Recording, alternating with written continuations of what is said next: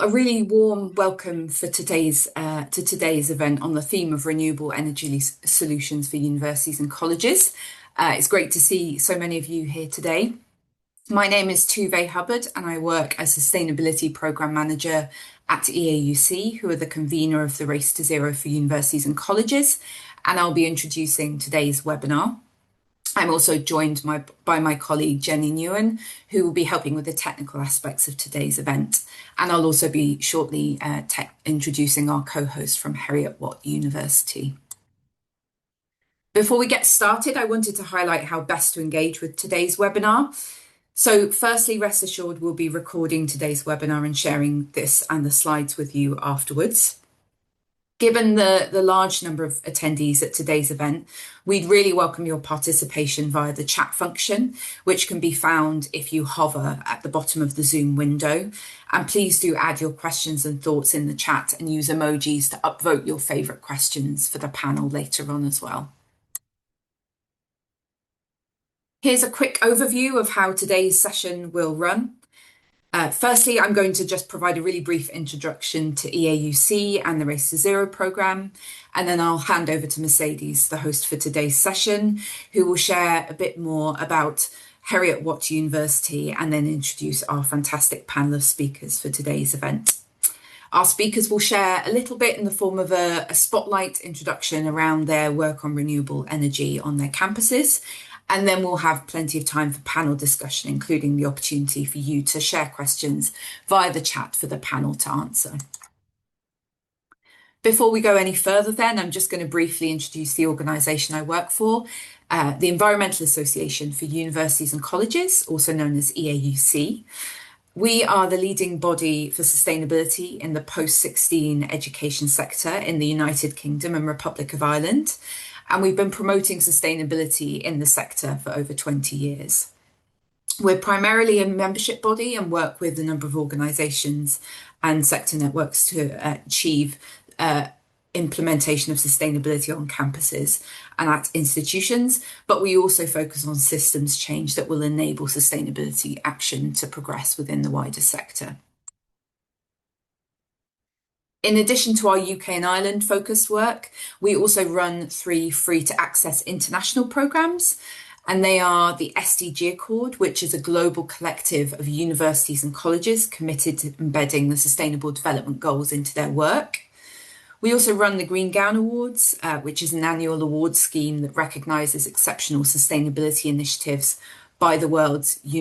apologies, I've skipped slides there. Exceptional sustainability initiatives by the world's universities and colleges. And this is an open access international, there's an open access international awards scheme, as well as regional awards that run in the UK and Ireland and Australasia in partnership with an organisation called ACTS. So my colleague Jenny is going to drop a link to the Green Gown Awards LinkedIn channel in the chat, which you might find useful to follow if you'd like to be kept up to date on this year's launch timelines. Finally, we run something called Race to Zero, which I'll touch on more in a second. And I've included a QR code on this screen, which will link you to further information about each of our international programmes, as well as my email address if you want to get in contact directly. So a little bit more about Race to Zero, which is part of the background to today's event. So Race to Zero is a global campaign organised by the United Nations, which brings together over 14,000 non-government organisations, from companies to cities to schools, who are committed to reducing greenhouse gas emissions to achieve a net zero future. And Race to Zero for universities and colleges is a part of that campaign, but specifically focused on the higher education and TVET sector, delivered in partnership by EAUC and Second Nature. And we have over 1,200 universities and colleges who've already joined, representing 11.6 million students. There's a real range of benefits of joining the campaign, but the one I'd really like to highlight today is the way that Not only the campaign can not only complement what you're already doing at your institutions in terms of net zero commitments, but one of the consistent pieces of feedback we hear from signatories is the way that it can also leverage further momentum within your institutions and be a good talking point with senior leaders and other colleagues in terms of maintaining progress and building momentum. You can visit the website for more information about the Race to Zero programme and sign up for free. We are going to be upgrading our website in the coming months, so there may be small periods where the sign up form is unavailable, but this will only be temporarily whilst we're moving the systems over. And if there are any questions, again, please do get in contact with me. So part of the inspiration for our 2026 Powering Net Zero webinar series, of which this is the first webinar, came from our Race to Zero community, who have shared some feedback on common challenges and support areas that they're dealing with. And renewable technology, unsurprisingly, was consistently highlighted as an area where signatories highlighted that they wanted to see more case studies and share more learning around. So it's really a great opportunity today for us to delve into this topic in more detail. So I'm now delighted to welcome our panel host for today's session, Professor Mercedes Maroto-Valer. Mercedes is the Deputy Principal for Global Sustainability, as well as the Director of the Research Centre for Carbon Solutions at Heriot-Watt University, which is a multinational higher education institution with campuses in Scotland, Malaysia, and the United Arab Emirates. Mercedes holds the position of the Director for the UK Industrial Decarbonisation Research and Innovation Centre and has very recently been honoured with an Order of the British Empire, or OBE, in recognition of her services to low energy technology.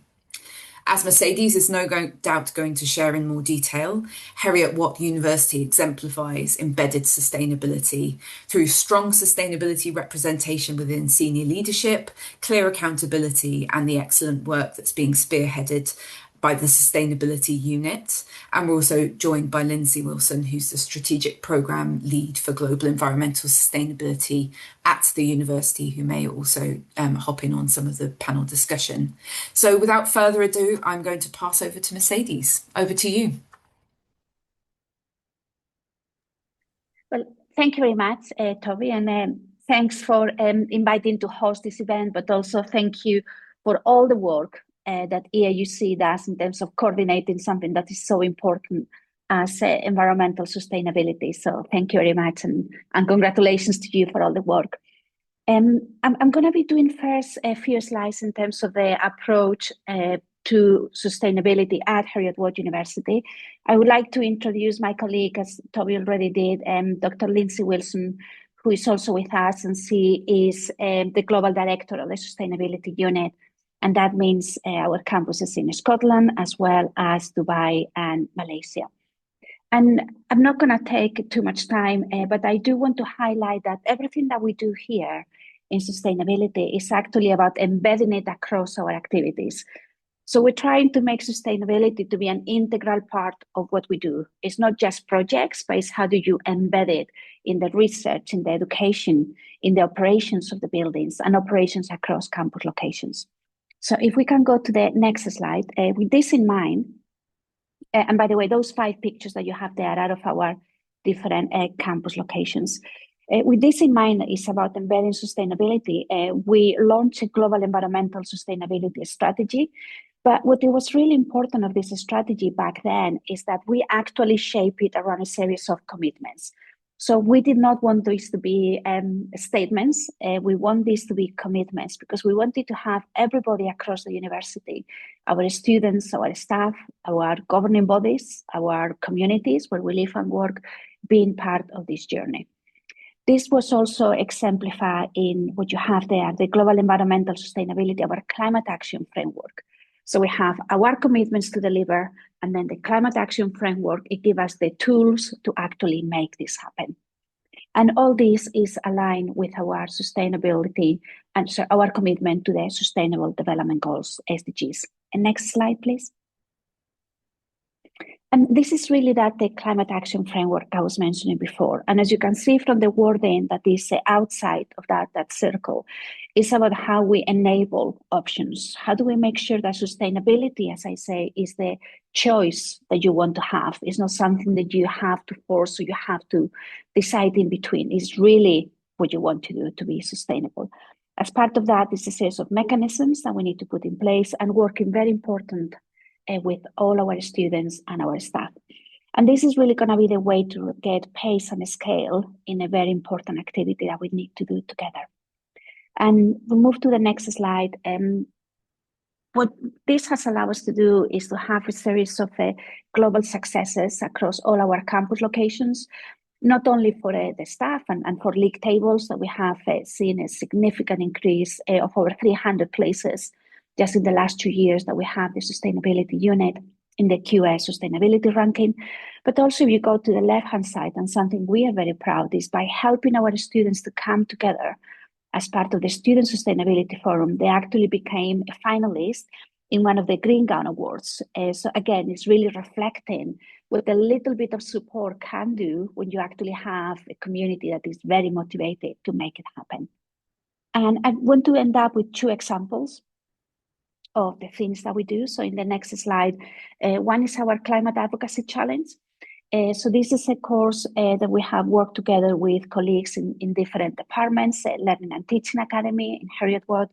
And what we have now is a program, well, a course, I should rather say. We call it the Climate Change, Climate Advocacy, where all our students, doesn't matter where they're based, doesn't matter what degree they take, they're given the opportunity to actually become climate advocates. They do that through a series watching videos, answering questions, puzzles. Every time they collect a token, and that token gets them to the next set of questions and videos. And through all that, and they actually become climate advocates for the university. And the last example I want to show you is one on what we do with our buildings. Particularly as an example, we have the Lord Hume Hall. This was a building that was actually need a significant retrofitting because of a very high consumption of energy, because of, as you may expect in Scotland, particularly our heating bills. And we were able to get some funding externally that has allowed us to actually, through the Scotland Public Sector Heat Decarbonisation Fund, to transform this building into really probably what it's going to be, which is wrapping up a few things, an exemplar building in our campus in terms of how to do the transition. It's important also that this is not about technology. This is about how technology is integrating around behavioral change, efficiency, renewables, and again, it's being part of a system where all these things need to happen together. And that's all I wanted to say. I think please visit our website. As Toby said at the beginning, this is about engaging, learning from each other. So really keen in terms of listening to our speakers today, 3 great speakers, and then move into a Q&A. And there will be also an opportunity for those of you listening and being part of the webinar to ask questions as well. I think it's by putting them in the chat, and then we'll be picking them up from there. Excellent. So I don't know if my colleague Lindsay wants to add anything. Otherwise, if that's okay, I think we're just moving to our first speaker. I can see nodding, so we're just going to go ahead with that. Great. Thanks, Lindsay, and thanks, Toby. So the first speaker that we have 3. I'm just going to be introducing them as they speak. And the first one that I have here in my notes is actually Antti Säynäjoki. He is a development manager at Aalto University in Finland, and he's going to be sharing more about the university pioneering work to implement local energy solutions on their campus. So I'm just going to pass it over to you, Antti, and I believe you have about 5 minutes for your presentation. Thank you. Thank you, Mercedes. Good evening, everyone. It's evening already in Finland. Nice to be here today, and the spotlight for today is our local energy solution that has been perhaps our latest major development on this field. In Aalto University, we have nearly 20,000 students, 40 properties and 250 square meters of space that we are managing, and of course, besides the university, we also have some external tenants on our campus. And yeah, what I'm presenting today is the example how to make a low emission local energy solution in cooperation with the energy company. Next slide, please. So what we have is this kind of air to heat, air to water heat pump power plants. There's some technical details there as well. The thing is perhaps not that it would be somehow technically very new in a way, or something that hasn't been done before. But what's really something here is that actually the system was developed in cooperation with the major Nordic energy provider company Fortum, and actually the Fortum has built the system. They own the energy production infrastructure and the distributed network, and the Aalto University is the only customer for the energy. It provides heating and cooling. The heat pumps are able to simultaneously produce both, and the thing is that's even more simple solutions than this really require a lot of expertise from the operator who is operating the system, and the maintenance companies that are usually operating the properties and their technical system quite seldom have enough expertise to make this kind of complex system run smoothly, and having the major energy company that is for example, providing all district heating in the Espoo region in Finland, having that kind of operator there, and it also makes sure that the system operates well with the district heating that is used here as a power reserve, opposites, for example, that usually these kind of systems are backed up by the boilers or whatever, or the electricity heating in general. So this is really something. Next slide, please. And here I have the map of the solution. So we have the production facility with the black balloon, and then we have 9 different buildings. Some of those are old buildings, some are new buildings, some are renovated buildings. We have data center there as well. So one thing was of course that how to make this kind of system run with a lot of different building technologies that have been built in different decades. The automation systems are different. The building specific heating networks are different, and the key is of course having the district heating as a backup power reserve, so that we can adjust the temperatures in the buildings so that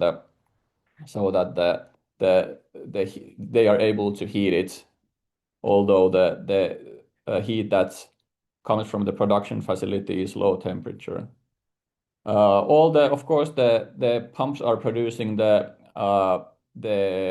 heating and cooling with the electricity. All the electricity there is carbon neutral, and then the district heating that is used as a power reserve is carbon neutral as well.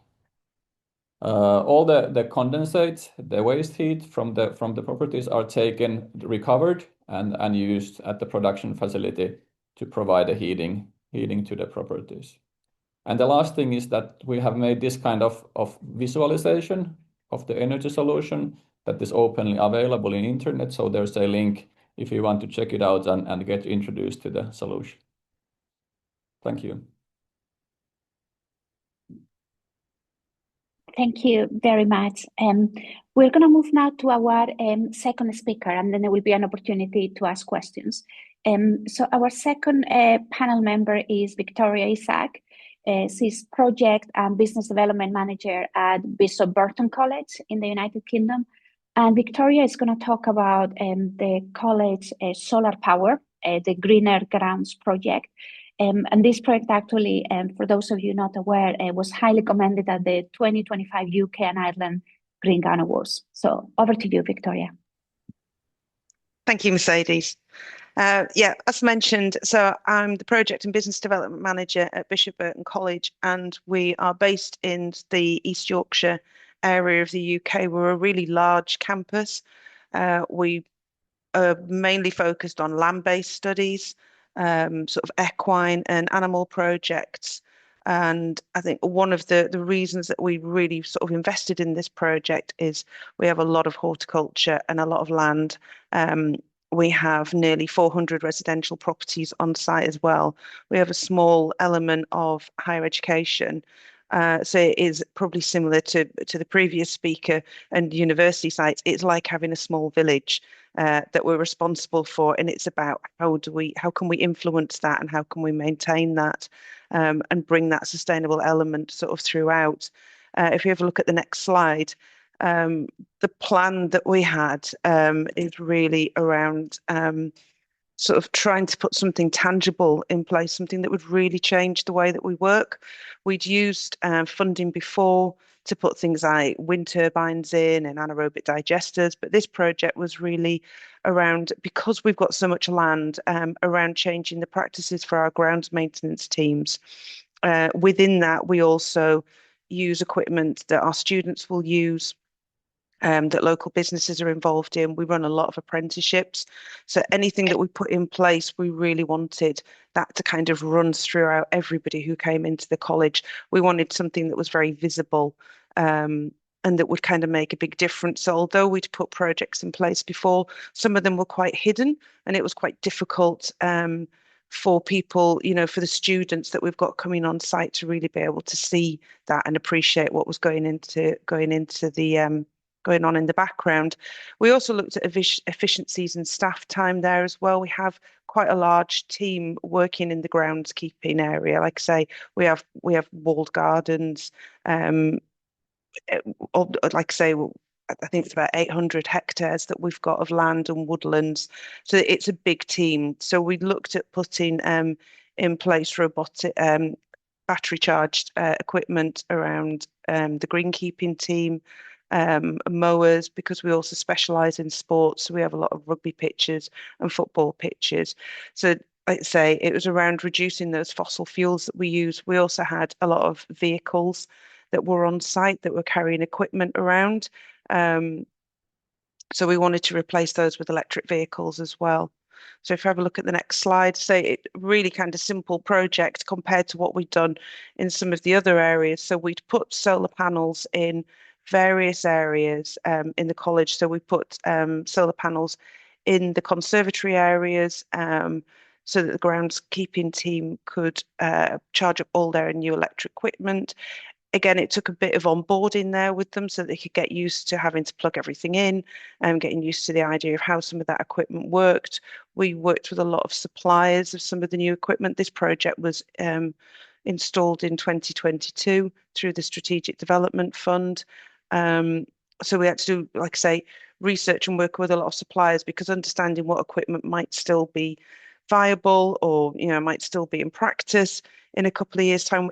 It's a big investment. The whole project was 180,000, and that was sort of vehicles, the installation of solar. We had solar built onto a hut that we have as well that's next to our pitches, and we invested. There's a picture there that you can maybe see, like that little green and blue thing. That is actually a pitch liner. So we do commercial football, rugby. That allows us to kind of run a rugby union game in the morning and then redo the pitch for a different type of game in the afternoon. That's all goes and plugs itself in. We have 6 mowers that go and plug themselves in and recharge overnight. All our electric vehicles go in and recharge. They're all set on apps so that they know what time they're going out, depending on the season and depending on the games that are going out. Like I say, the other solar panels that we've got out there, They are recharging all the equipment that the horticultural and the grounds team use. And it isn't just, like I say, affecting the staff. We also have a lot of students who do work experience with our team, and also our apprenticeships staff get to use all of those equipment. Things like the electric vehicles, our engineering staff will learn how to maintain them. And if you go on to the next slide and have a look at some of the results that we've sort of got there, these are the annual results. I mean, we've got sort of 3 years worth of information and data now. Like I say, a lot of these run on apps. Really, I think when you put these in and we kind of went out and tested, the impact, I think what some of the things we hadn't really thought about, some of the students and staff that live on site have said how much quieter it is on campus because they're not getting woken up by the vehicles that are going around at sort of 4 and 5 o'clock in the morning, because the electric vehicles are just so much quieter. Some of the staff who are using the rechargeable battery powered tools, so things like we even have battery powered chainsaws. But some of the electric vehicles, some of the staff have told us that it's much better for their joints, that they're not so heavy, and that sort of having some of the backpacks that they have that can recharge during the day, that actually that's better distribution of weight than the actual equipment that they were using before. The grass condition that we've got, I mentioned that we have some of the local sort of big football teams and rugby teams are partnered with us and use our pitches. So we now have 2 pitches that have met Premier League football standards, and that is from the electric mowers that go out. The staff time that we've saved, there's always a worry, I think, when we talk about saving hours in staff time, there's always a worry that there's going to be reduced staffing, and that's allowed staff to sort of actually utilize the skill set that they've got and reinvest it in things like carpentry and joinery. So we've had some really positive results from there, other than what we were expecting, sort of from an annual or from the CO2 emissions and the air quality on campus as well.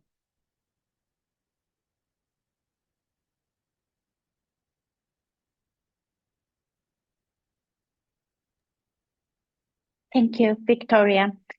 So we're going to pass now to our third panelist, Bernard Chan, who is Associate Director for Energy Controls and Maintenance and Planning at Simon Fraser University in Canada. And Bernard is going to share more about his university approach and work to install and run a biomass energy center. So over to you, Bernard, please. Thank you. Thank you, Antti, Mercedes, and Vicky for sharing. Yeah, they definitely set the bars very high. Hi, good morning from Canada. Yeah, this is Bernard Chan. It's currently 7:30 in the morning, and yeah, just thank you for having me today. Next slide, and just to talk about some things about our universities. So SFU, it is a university in British Columbia, Canada. We were established in 1965. We have roughly about over 35,000 students and 10 faculties altogether. We have campus in what we call it a Metro Vancouver region in 3 cities, Burnaby, Vancouver, and Surrey, with a total building area close to about 500,000 square meters. We also operate on a trimester system. That means that we have 3 main academic terms in fall, summer, and spring. We are humble universities, but also deeply committed to sustainable development. And in 2024, we were ranked #1 in Canada for climate actions and sustainable cities and communities according to our Times Higher Educations. Next slide is about what it's all about where it begins. So in 2020, we joined UN Race to Zero, which Tove just talked about in the earlier slide.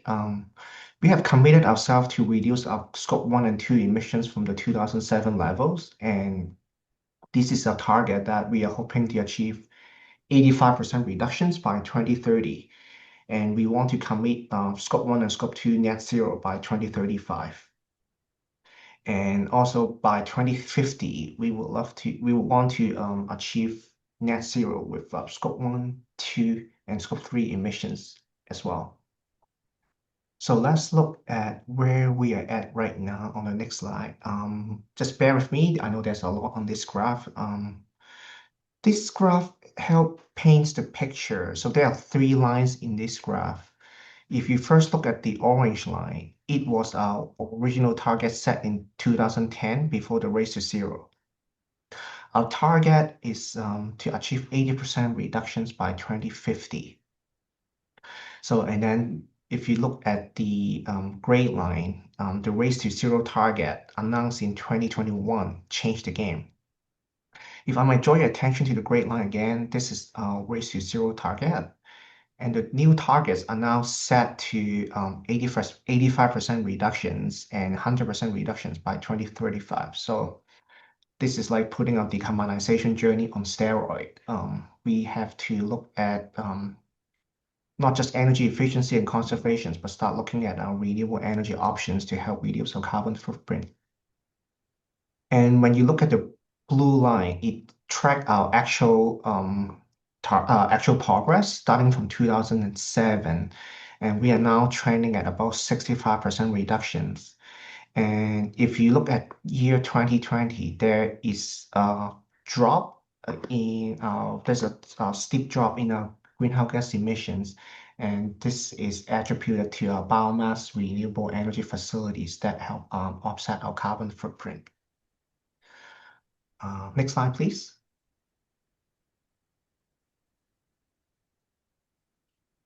Let's take a look back of our emissions by source in 2007. At that time, there are predominantly 2 sources, natural gas and electricity.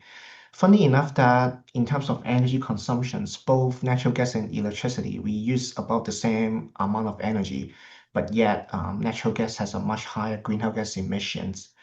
And this helps us draw our focus on reducing our natural gas emissions, natural gas consumptions, and switch it to another low carbon fuel. Next slide.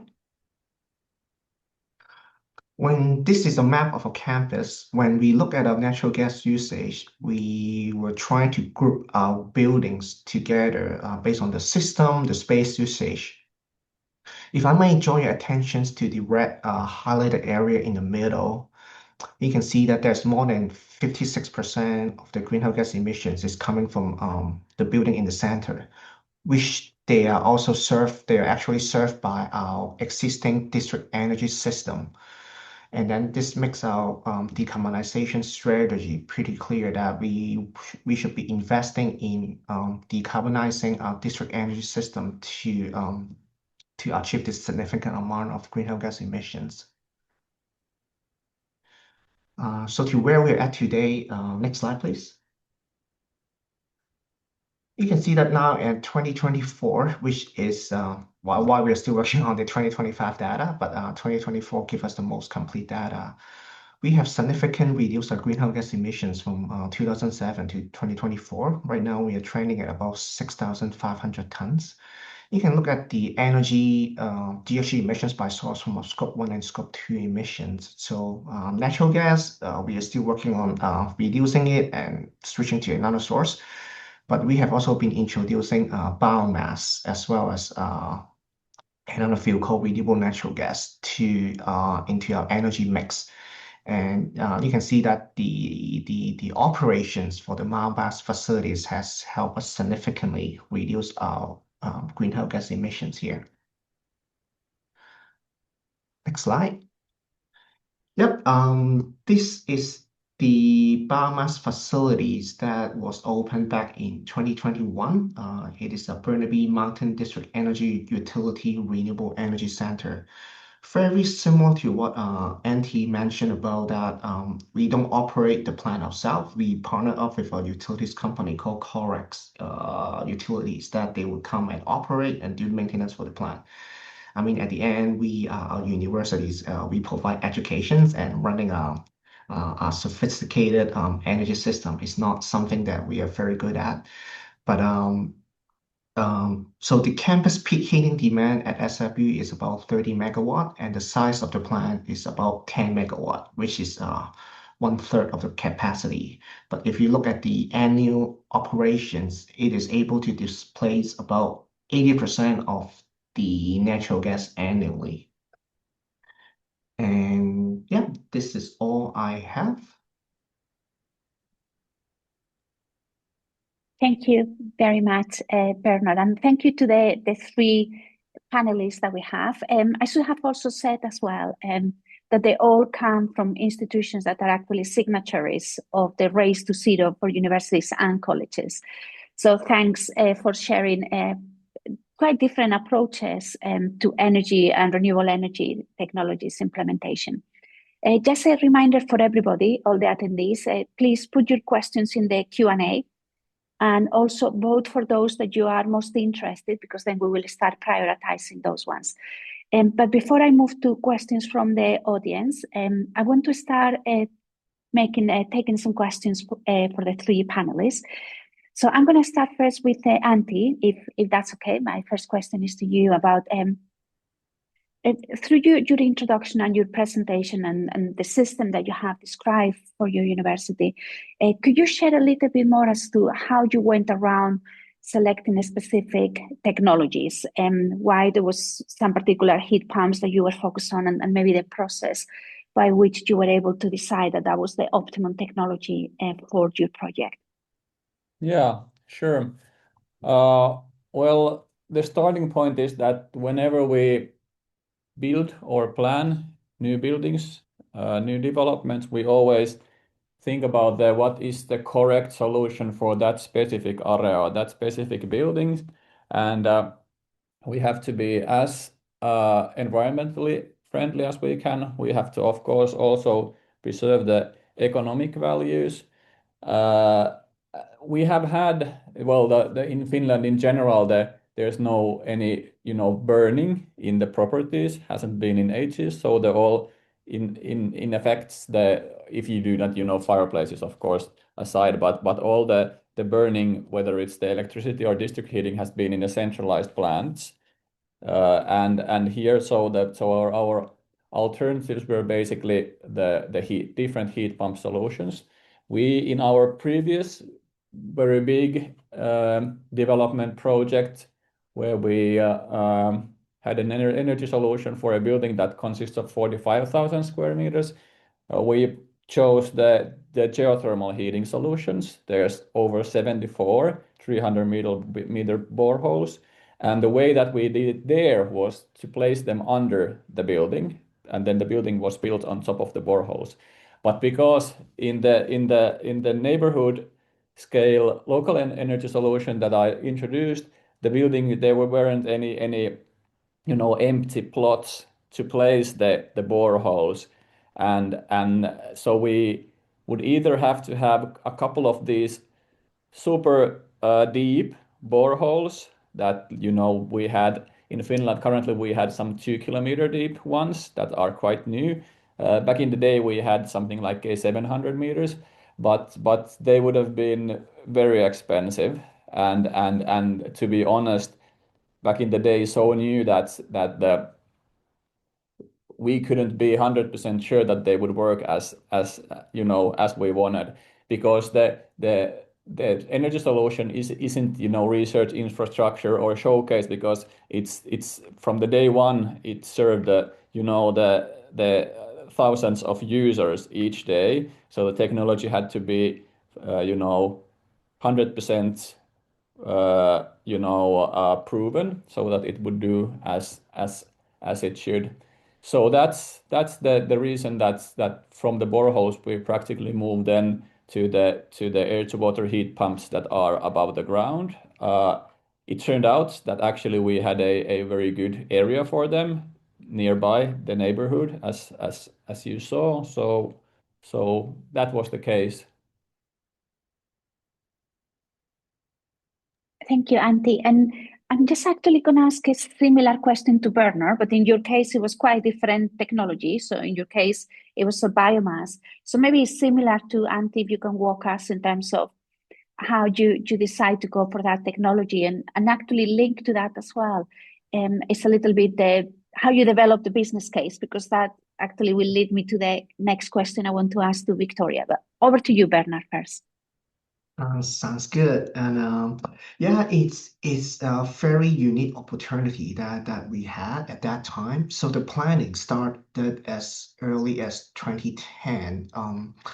So as I mentioned earlier, we do have district energy system that serve our main Burnaby campus, and it originally consists of 5 boilers. And doing a condition assessment, we've discovered that one of the boilers is actually approaching end of life, and it just needs replacement to support the growth and resiliency for the universities. So at that time, we know that the easiest options is just to replace a natural gas boiler with another brand new 10 megawatt natural gas boiler.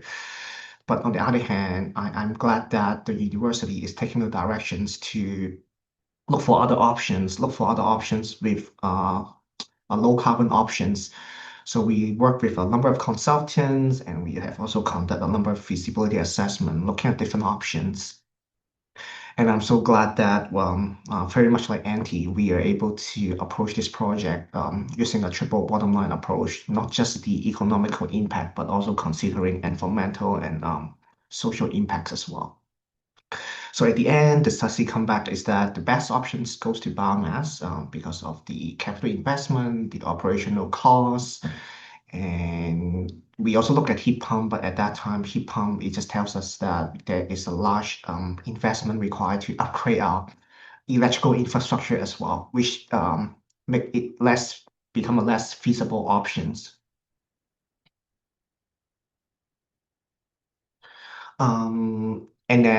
And also, if you know, Canada, British Columbia we are actually a major exporter of biomass energy, like wood waste and sawdust. We actually export quite a bit of wood pellet to Europe. And since biomass, it is a local and also reliable energy source for us, we are actually able to source quite a bit of wood waste locally. They are like 20 to 30 kilometers away from our universities. So this makes us, and then with the integration from a biomass combustion technology to our existing district energy system, so this transitions to a low carbon energy actually is quite straightforward. And then on the other hand, of course, the government also provide us with a grant to proceed with this biomass option. So at the end, that the planning process and the business case at the end make it a relatively easier decisions for us to make at the end for us to go for this biomass options. Thank you, Bernard. And you were talking about the receiving government funding. So I'm going to ask a question now to Victoria around critical challenge for many, if not all institutions, I would say, is really how do we get the funding to be able to get these projects off the ground. So can you share a little bit your experience in terms of how you secure funding for the Greener Grounds project?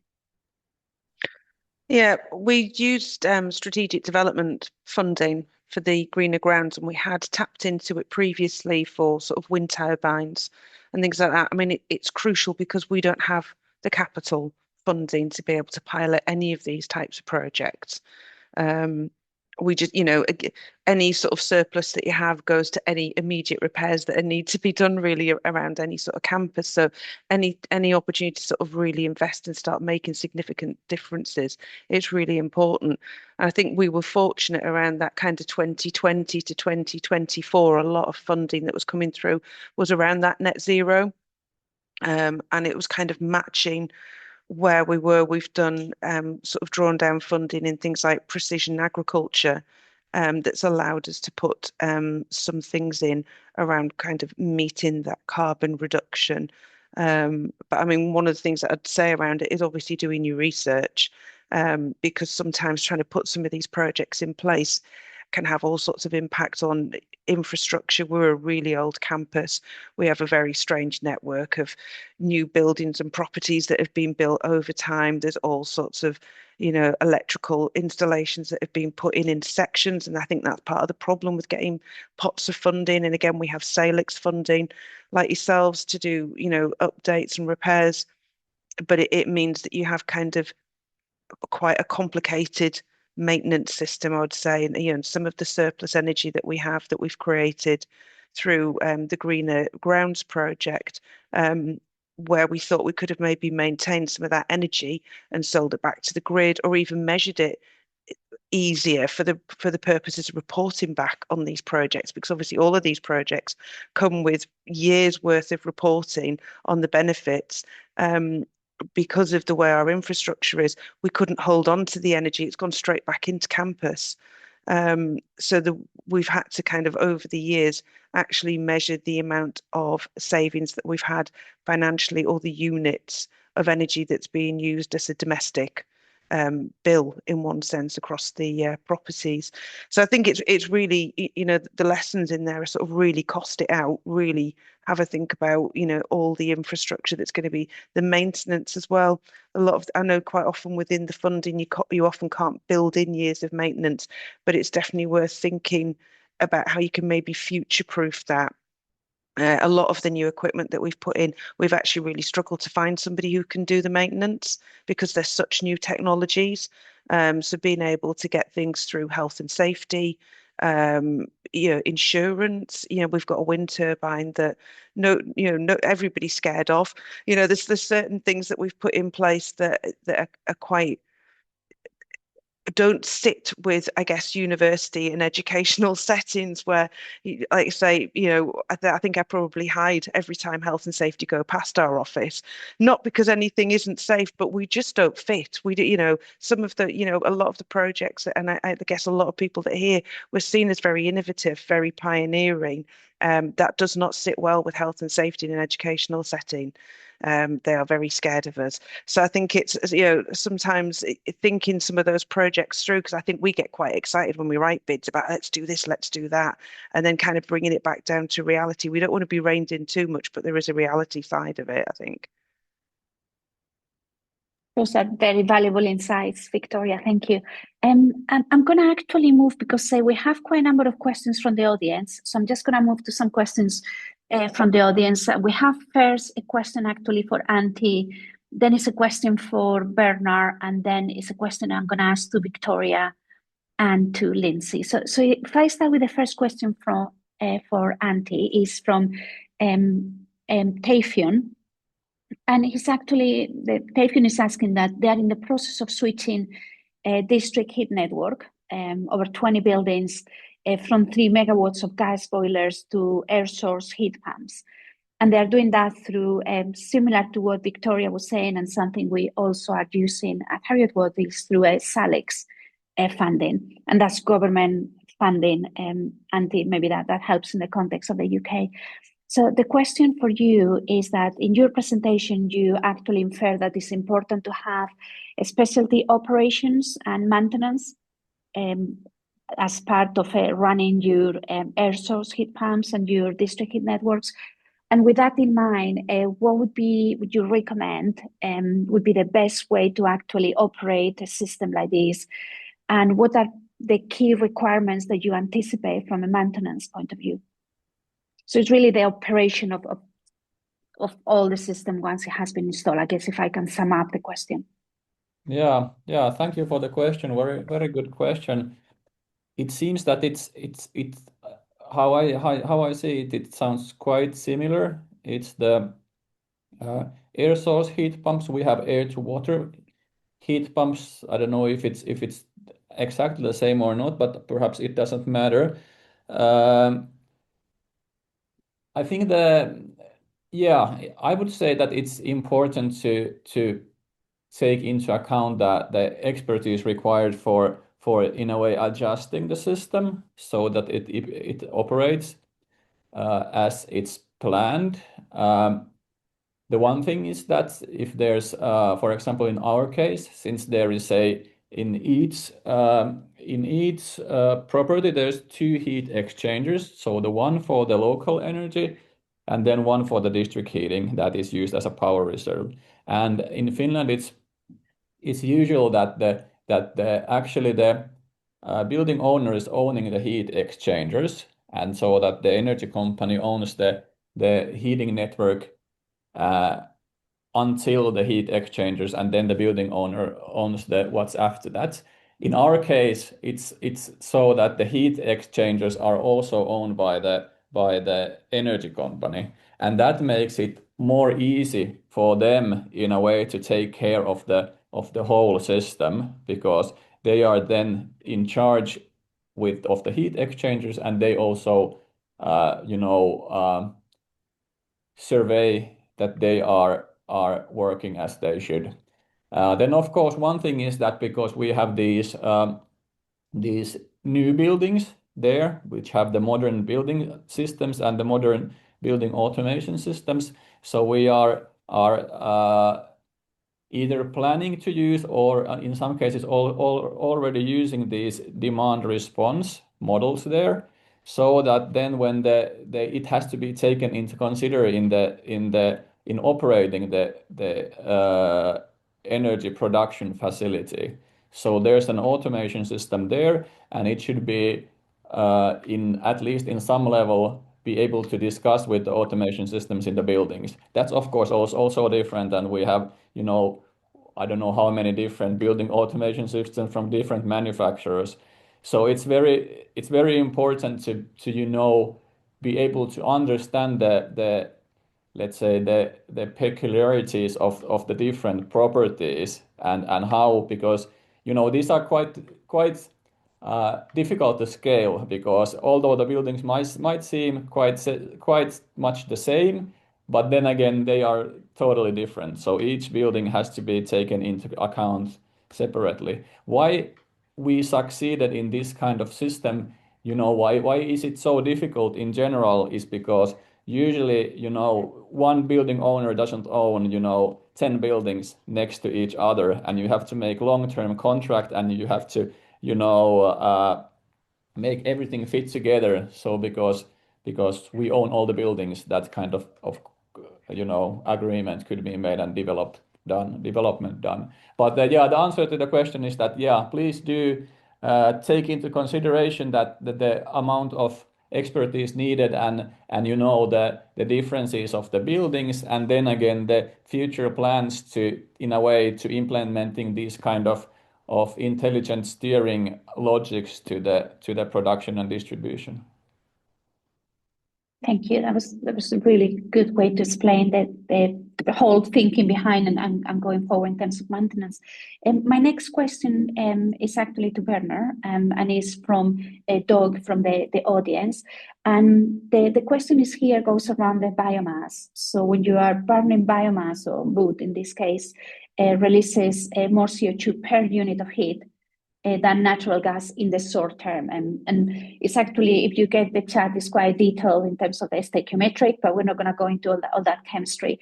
The question is, Bernard, if you could answer in terms of how do you actually reduce those emissions from biomass, considering that per unit of heat you are emitting more CO2?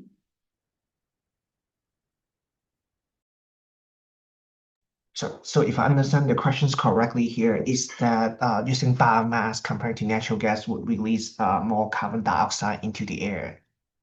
And how do we address that? Yes, this is definitely something that has been a debatable topic, not just in Canada, but also in the world, that we have definitely realized a challenge. So the wood waste that, I guess, under BC, Canada, and many international framework, CO2 from a sustainably sourced biomass is classified as biogenic and not fossil fuel. And that means that it is accounted separately from our fossil fuel emissions. And within locally, as I mentioned, that when we source our biomass, we look at the carbon accounting very carefully. Instead of we just want to make sure that this is the wood waste would end up going to the landfill rather than so that we were able, rather than it's something that we harvest directly from like a new trees and something like that. So this is the wood waste that would end up into the landfill anyway, that would be burned, or maybe that would also be degraded to methane, basically a worse greenhouse gas. So this is something that we look at from our end, so following the policy from our local jurisdictions, and this is why that at the end that we pick biomass instead of natural gas, because like when burning the wood waste, eventually, not going detail into chemistry as Mercedes suggested, but it will get absorbed back to the carbon cycle. Thank you. That's very clear in terms of the origin of that carbon. And I think that's the key answer there. And we are going to move now to a slightly different question, because we've been talking quite a lot about the technology and the choice of technology. I'm going to broaden it a little bit now, picking up one of the questions from the audience, and I'm going to pass that to Victoria and then to Lindsay. And the question now is looking beyond technology. And I think that's very important, because there were things that you actually mentioned already in your presentation around partnerships, around students. It's really the whole ecosystem that we have in the colleges and universities. So the question comes from Griffin and asking, how can our partnerships enable faculty exchange, joint research, curriculum development? For a college, in the case of Griffin, is from Knox Community College that is operating in a developing country in a vulnerable climate change, such as the Caribbean. I think Victoria and Lindsay, we operate in a very different climate environment. But if you may want to give us some examples of how you use these projects so they become not just a piece of technology, but you can also use them through partnerships to achieve many other objectives across the institution. Shall I pass it over to you, Victoria, and then to Lindsay, if that's okay? Yeah. I mean, through some of these projects, and I think some of the things that you set off, like I was saying, when you put what your outputs are going to be on a project can be quite different. I mean, some of our projects, we've ended up with sort of energy and we've not known what to do with it. So it's ended up, things in a battery, or that, some things that we've put in place and we can't actually do particular things with them. And Emily from our college is also online here today, but we've looked at, definitely researched at the colleges and universities, and we found places in Singapore that are doing projects where we've thought, wonder if we could do something like that. And we've contacted people, where they've kind of used sort of runoff energy and built kind of energy towers in the campus canteen where people can plug their phones in. We've sort of said, how did you do that? How can we do that? And then sort of gone back to the team. So I think it's, I guess it's whether or not you can have any sort of resource area. We do spend a lot of time looking at what have other people done. How are people using some of these, things for sustainable initiatives? How are people getting students involved? We very much try and get a lot of the projects that we do, try and have it as visible as possible so that students are aware of what's going on and the importance of it. But I think it is about reaching out and contacting people, and that is probably a lot of what Emily does. She's great at it, but because I think you end up having so many issues that you have to keep overcoming sometimes in projects. And I think we're all the same in that we kind of get stuck in this sort of, our same little world and what's going on. And I think even somebody who has a different climate challenge to what we've got, to look at how somebody's using some of those initiatives and some of those sort of byproducts is a really useful way. But it's how do we share that, isn't it? How do we, kind of get in touch with each other, or have a, some sort of portal where we can kind of exchange ideas and share initiatives there. Thank you, Victoria. And before I pass it to Lindsay, I think there was something you said there about how do we share all these experiences, all the learning. I think that's why I'm very grateful to EAUC, because it gives us that platform. But please, if you have something that you want to share through the course of the webinar today, just make sure you put it on the chat as well so that can be shared. But thank you, Victoria. And Lindsay, I don't know if you would like to follow with some of the things that we are doing at Heriot-Watt. certainly echo a lot of what Victoria said there, and I think it's that pulling together internally across our staff, our students, having that co-creation of things as we develop, so that they're not isolated projects for us on campus, and they don't sit within sort of one area of the university, so we can maximise where we can get that network and those links. And for us, we have our global campuses and global campus groups, but certainly they become, as we have these energy projects, our sort of visible, tangible examples of what we're doing strategically within sustainability. And then we have that sort of alignment across our governance, our finance, our procurement, and we have that network. So from doing the climate course, for example, we found out about pockets we weren't aware of before within our social sciences. So it's not just a scientific approach and working with our academics there, but reaching out in the social sciences around climate justice, for example. But we've certainly pulled together a really diverse group in terms of our decarbonisation across academics, across departments, across our global campuses, and also to ensure that student representation, so hearing directly from the students on the ground and in our residences what they're experiencing and how we can respond to that. But that network helps us, as Victoria said, to then follow up on connections that are maybe not within our direct sphere, and we can then develop sort of co-creation of more extensive projects around what we do. And I think that's really key to us building those partnerships and sharing lessons learned. Absolutely, Lindsay, and I think it's so important, as you said, that co-creation, but that really opens all those partnerships, that then it doesn't become just a technical project. It's so much more that you can learn as delivering and implementing a project like this. Thank you. I'm going to pass now to a question to Antti, and I'm just trying to keep a diverse set of questions. So this one is actually more on the policy landscape, and we cannot ignore, obviously, the impact of the national policy, the context that we live, and sometimes that's good, and that they speed up and enable progress, and sometimes can slow down progress in our objectives for sustainability. So if you could give us a little bit in terms of maybe what does the picture look like, and what is the broader energy climate context in Finland, and how these may have impacted in your work. Any lessons that we can learn in terms of, it's easy when one is supportive, but sometimes when things are not going the way we want this, how do we regroup and get going? But any lessons that you can share with us would be very valuable. Thank you. Yeah, sure. I think that there has been a lot of development especially in the heat production in Finland. Why not the electricity production as well? During the latest 10 years, I think, the background is that the district heating is by far the most popular form of heating in the urban areas. It's so that there's a local district heating providers. They have a centralized power plants, and then they have the heat distribution network to the buildings in the area, and it has been, even by the government, there has been this kind of encouraging for the residential buildings to, of course, to connect to the district heating network, because it's quite much operates with the scale. So the more customers there are, the more affordable the heating is for the clients. And 10 years ago, the district heating was still mostly produced with the natural gas and even with coal in some degree. But since then, it has developed a lot.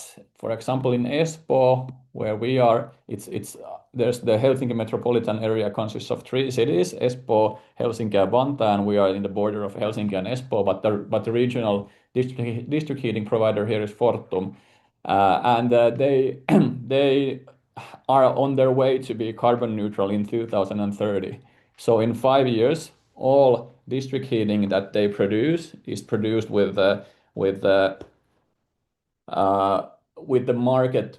market-based carbon neutral way, mostly with the heat pumps. So with the electricity, that of course means that because the district heating back in the day was the co-production of the electricity and heat, so that they are then letting go of the electricity generation and providing on some degree.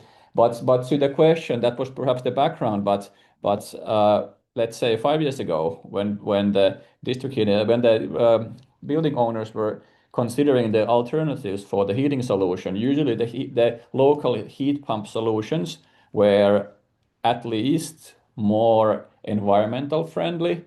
Of course, unfortunately, what still matters almost entirely is which one is the more efficient economically. But when we check out from the environmental point of view, the heat pump solutions owned by the building owners were more environmentally friendly. Now, in a couple of years, we're in the situation where the centralized energy production is carbon neutral as well.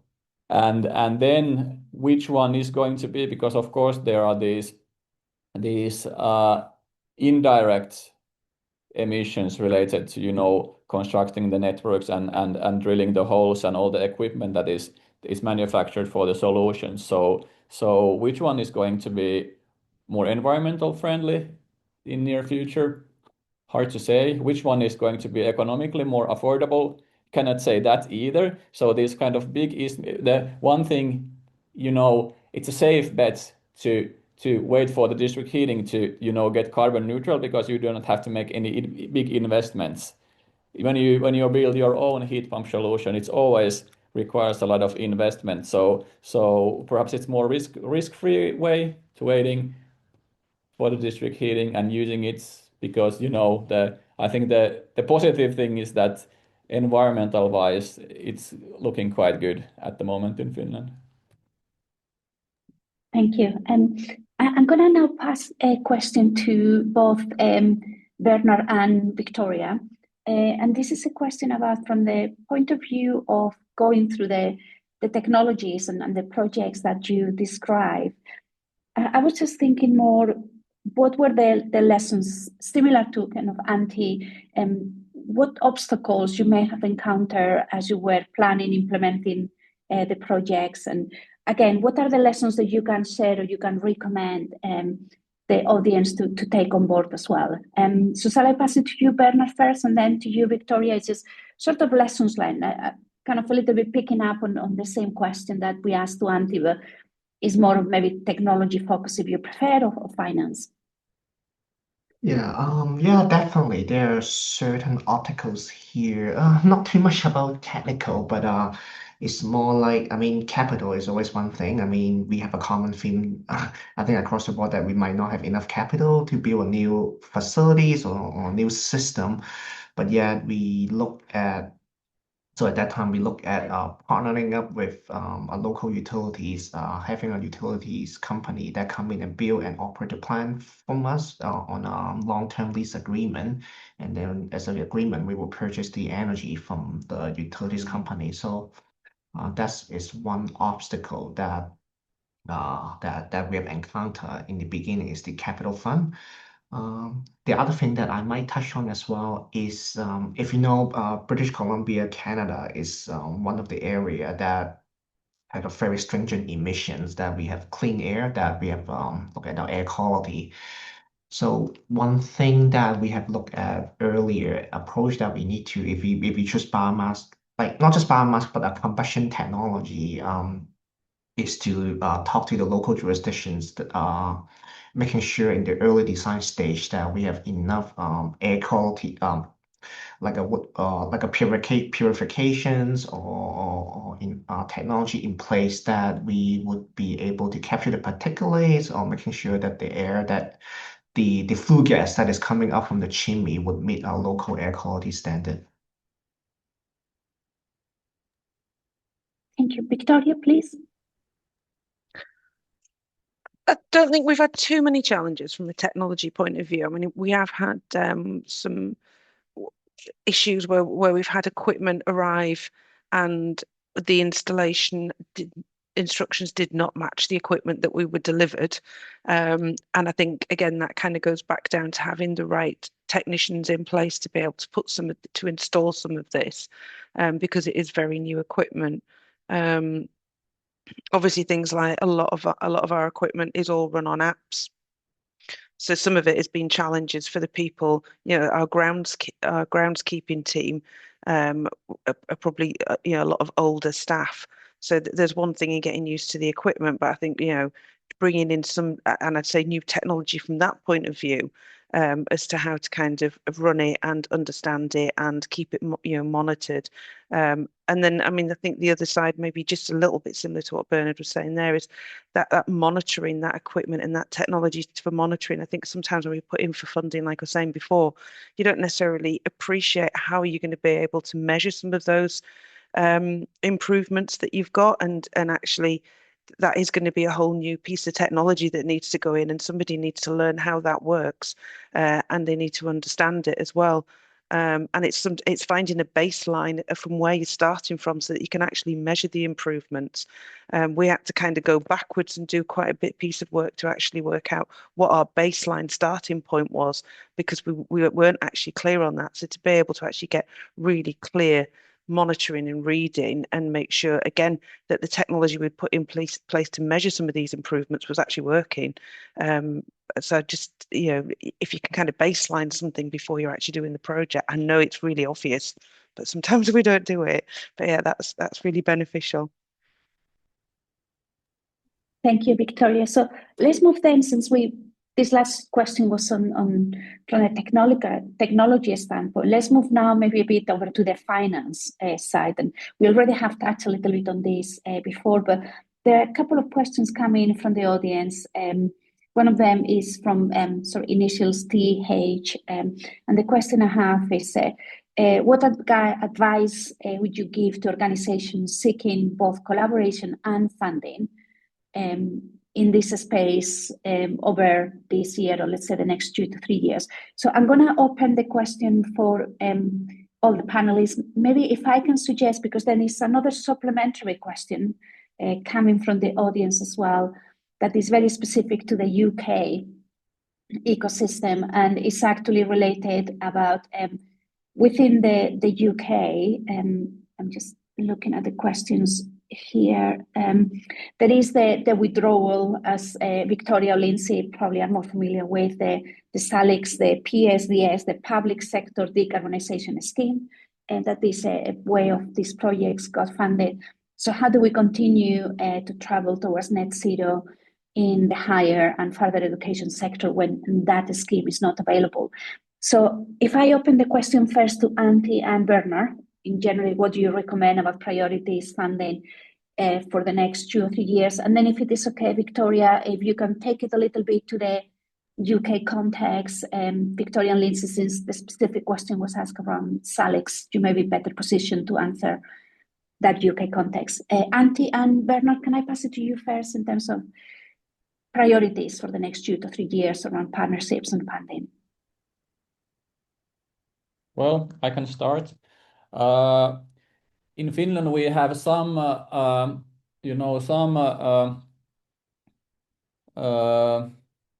investment. For the green investments, you can get some funding from the governments. They are usually for the very novel technology, I think. So that in general, when you have these business as usual ways that are still very environmentally friendly, but as I described, quite many in Finland are. So mostly the real estate owners use their own money for the investments into their own solutions, and then again for the service purchases or the energy purchases from the other stakeholders. We have a couple of alternatives in Finland. We have this where you invest into your own system, which is, of course, then you have just some contractor and the material purchases. But then there's in between, there are these kind of companies who provide the funding, and then in a way first own the solution, and then in the end it's after the fixed amount of economics activities towards the provider, then the system gets transferred to the under the building owner. So that's one alternative in Finland. Usually they are these kind of building specific solutions. They are it's not so usual that there would be this kind of neighborhood scale systems. and then I think it's quite Finland specific to have this kind of local district heating provider, working in cooperation with the building owner or the campus owner. So if there is a local energy company in Finland, this was actually first in Finland and among the first in Europe. So because in the future the district heating operators have to take these kind of perhaps more local, less centralized heat pump energy production facilities, recovering of waste heat, low temperature distribution networks. So all of these are in a way something that the energy companies will do in the future. So I think the motivation from the Fortum, which is the district heating company, some motivation was also to to this has been some kind of experimental, luckily successful experiment, but also the showcase and the pilot for themselves, because they have to do the similar stuff in the future and perhaps in larger scale. Bernard, I don't know if you would like to add to that from priorities funding before passing to Victoria and Lindsay for possibly more of that UK specific question we've got. Sounds good. Yeah, I mean, one success or lesson learned that we have is definitely trying to align your renewable technologies to your capital planning. I mean, in our case, is that we had a unique opportunity that we have aging infrastructures, and that put the risk to the universities that we need to look for different options. So, like for example, if you compared to like replacement, let's say 1 million compared to a low carbon technology, which costs 1.5 million. So we can, in our case, we can look at the incremental difference, looking at where do we source that extra 500,000, and then we can look at partnership with local utilities, and in some case that hopefully it would happen one day is also partnership with from research opportunities. Hey, this 500,000, it would support research. It would able to reduce the load from the grid, and see if there's a research grant or local utilities that we would be able to form that partnership. Yeah, and then I think on the other hand as well, yeah, in our case as well, yeah, looking at partnership with having another utility provider to provide majority of the capital investment, that also help reduce the risk from our universities. Thank you. Victoria, I know it's a very specific question for the UK, so that's why I don't know if you have some thoughts when we could take it more broader if you prefer, in terms of sometimes we have schemes and sometimes those schemes disappear. So how do we approach a fluid situation like that? I think, again, I mean, we've obviously lost access to quite significant funding in the UK now over the last couple of years, and it has a massive impact. I think part of what a lot of what we want to do is retrofit some of our properties. For example, so some of the funding that's potentially available is through things like CITB, to the construction industry. For that, we have to partner with a construction company, and they actually do the bidding. So you go into a partnership, and there's certain sort of elements that you'd have to meet. So again, it'd have to be educational. So things like we've looked at, could we retrofit some of our properties, partner with a construction company or several construction companies, and then create either apprenticeships or educational opportunities, not just for our own college students, but probably bring in other college students that are nearby who can do different elements of, windows. And so again, it's got that greener energy side to it and the sustainable side to it. We can open it beyond our own college, and bring the people in who are doing air source heat pumps and things like that, and have that opportunity to work along those different sectors. Within that CITB funding, I think that it's around £500,000 that they can bid for, which is fairly good amount of money really to sort of bring in and do some projects. But that's somewhere where we have to get whoever pays that CITB funding, they have to actually we can work with them and do the application, part of what that would look like is probably having a joint project manager, because again, they probably don't want the responsibility of all the reporting and the finances. So, we'd probably have joint members of staff.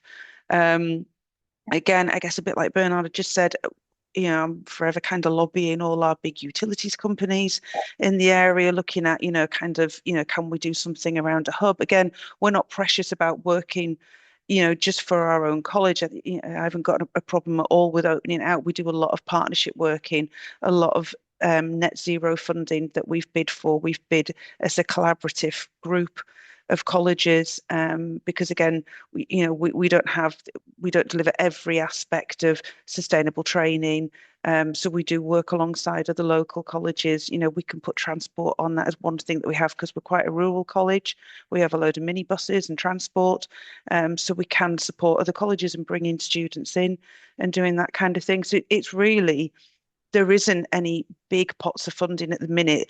There could be, but I think we've really held our breath for probably about 2 years now, waiting for something quite significant to come over the horizon. And even the Salix funding, as much as it's a decent amount of funding, I think the problem is that it comes out and it's very specific about windows. So then you get all your windows done, and then it comes out with another pot of funding that has to be done. Well, then we're kind of like we're digging into the windows that were done the year before, and I think we've probably again in education we've probably all been there. I'm currently hiding out in a room because we're having to have amendments done to the windows that were put in before Christmas because they weren't done properly, but the funding ran out, so we've now had to find some funding from somewhere else to actually plug the gaps around the windows. Mm-hmm. But this is because the funding comes out in, we all know it comes out in ways that's just not ideal for us to use. Yeah. Thank you, Victoria. Lindsay, I'm conscious of the time, but I do want to hear in terms of your thoughts. And then I want to wrap up quickly with the panelists. So over to you quickly for some observations. And then I'm going to ask the panelists for any sort of highlight, very brief, any thought you want to leave us with. Lindsay. Thank you. And I think going back to a point we were talking about earlier, visibility is key for this as well, to help us keep that momentum where it needs to be, to encourage more funding where it might be possible. In Scotland, Scottish Government, we connect in with them. We're working on sort of a portfolio of projects so that, as Victoria says, you get these calls and you have to act quite quickly. So we can use this as a bit of a planning phase so that strategically we can be ready when those calls come out and make sure that we align across everything we're doing in the university so that it's benefiting as many of us as possible, but we're also maximising the opportunities when those calls come out. So I think it's keeping that visibility, working together, getting that momentum, and then making sure that we're ready and also very much open to partnerships, as we've all said, whether that's working with startups, or we have that opportunity as a university quite uniquely. Many of us have lots of different buildings, whether that's retrofit. We have a lot of buildings from the 60s, 70s. We've also got old gatehouses. So, we have that opportunity to really work closely with companies that maybe want to, work further on their technology as well, working with our academics and with our great staff and our estates team. Thank you, Lindsay. So I'm just going to pass it very quickly because I'm conscious of the time and Toby wants to wrap up as well. Antti, Bernard and Victoria, I don't know if you have any sort of final observations you want to leave us with very quickly. You don't have to. It's just to make sure if there is something that you want to share. Otherwise, I'll pass it to Toby for closing. Bernard, yes. Yep, I can start. I think one thing for what you mentioned as well, I mean, renewable energy for decarbonization journey is only part of the pictures, but before that, we have been heavily involved in energy efficiency and conservations, and that actually helped us create a very good business case that we were able to bank the savings that we have incurred. So our finance actually led us to save the energy savings, utility costs that we have saved, and support the project that have a higher payback, a higher business case. So from my end here, I mean, I don't believe that is one size fit all solutions, and biomass energy is only one of the options, and every portfolio has the unique challenge and opportunity. And I think I see that in the chat that what else can we do? I mean, biomass is only one thing, but also we're looking at the pathway, looking at electrifications, harvesting methane gas from landfill, and perhaps hydrogen production as well. Yeah, and I just believe that we should look at the all the portfolio options of that we have. technologies. Exactly. Yes, thank you. Victoria, please, and then Antti, if you can be brief. I was just going to say really quickly, I think it's been really useful today. And I think, where we've sort of talked about that sharing of ideas and almost having a directory of who's done what, who's done tried and tested, because I think sometimes it can feel like a really lonely place when you're writing a bid or you're trying to implement something. And it's great to be able to kind of have a chat with somebody and go, oh God, how do you do this? So I just think that would be, whether or not that could be set up, I think that would be a great resource. Thank you, Victoria. Antti. You are muted, I believe.